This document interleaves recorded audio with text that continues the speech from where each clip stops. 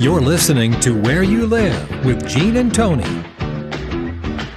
This is Where You Live with Gene and Tony. We're broadcasting from the Natural Green Lawn and Landscape Studios.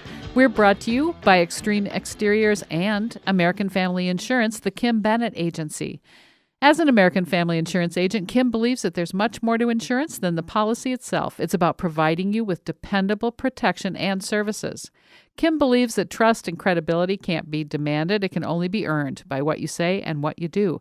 Give Kim a call at 651-482-1598, 651-482-1598, and tell her Gene and Tony sent you. It's time now for a message from the Minnesota Multi-Housing Association. The MHA Minute is brought to you by Start to Finish Maintenance Contractors. Start to Finish provides 24-hour service for all of your home and business maintenance needs.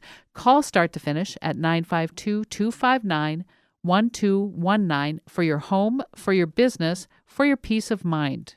Did you know that the members of the Minnesota Multi-Housing Association, or MHA, provide over a quarter of the state's housing? That's housing for more than 1 million residents. The members of MHA agree to abide by a professional code of ethics, and they know that happy residents are key to a successful business. When you're out looking for your next apartment, remember that rental references are a two-way street. Before you rent, ask if the owner is a member of MHA. If not, ask why not. And tell them to visit mmha.com. That's two M's, mmha.com.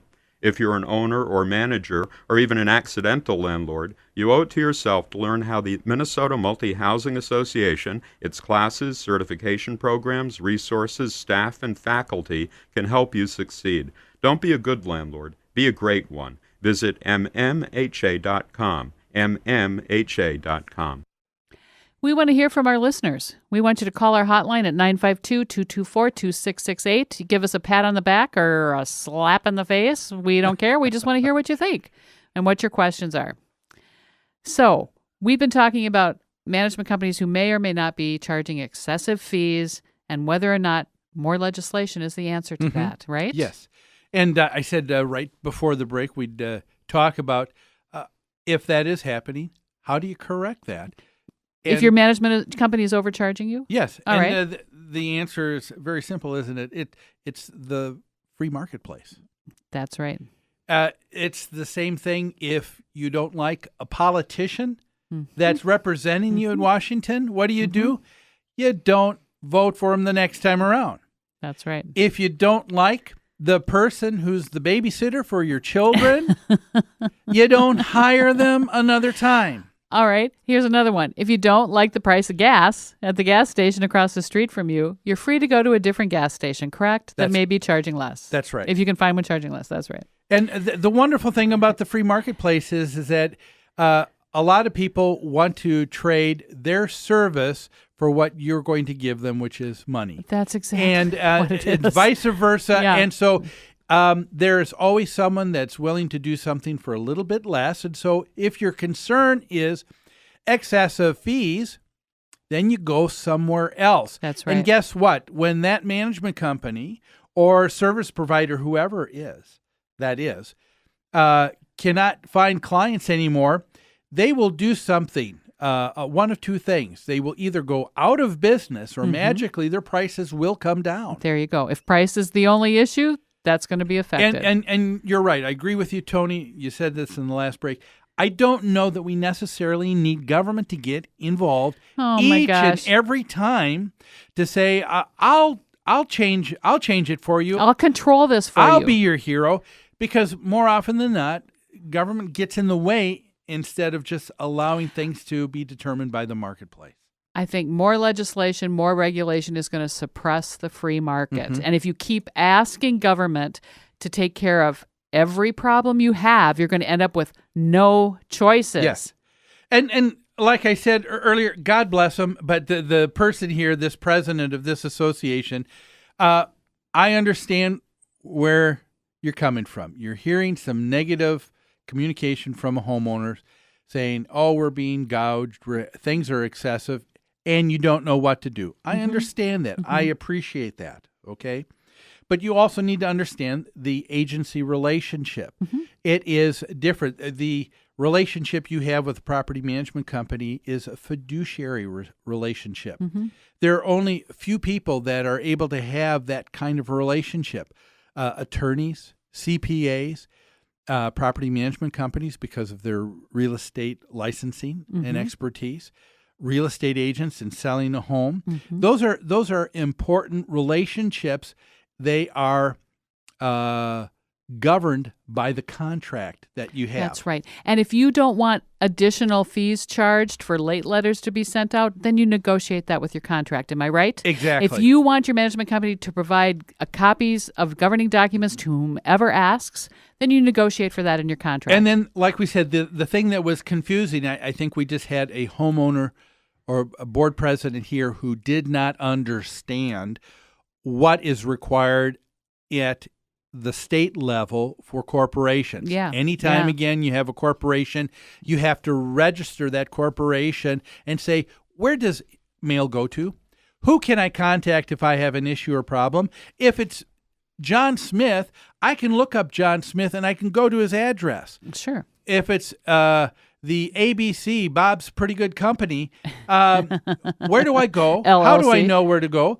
So the Yeah. state says if you're a corporation, you've got to let us know so that if people have concerns, they can go to the source. That does not mean that they are necessarily stepping in the shoes for the association. That's right. He gave the example of those that contract with a management company, associations, and just have them do bookkeeping. Okay. Well, All right. bookkeeping is a service that'll be handled, but that doesn't mean that the management company is acting As a fiduciary. in their stead. Or in their stead. Okay. But their contract may actually say that any mail for the association, we want it to come to you Sure. since you receive all the bills and invoices Sure.